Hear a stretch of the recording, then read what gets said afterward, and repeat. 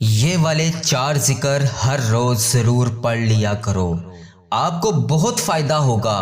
اسے آخر تک ضرور سنیں۔ استغفر اللہ ایک دن میں 50 سے زائد مرتبہ پڑھ لیا کرو، کیونکہ محمد صلی اللہ علیہ وآلہ وسلم ایک دن میں 70 مرتبہ سے زیادہ استغفر اللہ پڑھتے تھے۔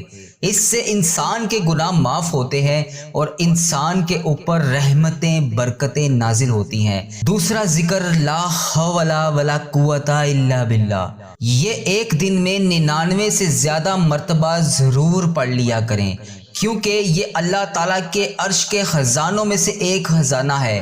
اس کے پڑھنے سے انسان کی بیماریاں دور ہو جاتی ہیں، ٹینشنیں ختم ہو جاتی ہیں۔ اس کو بھی اپنی ڈیلی روٹین میں ضرور شامل کریں۔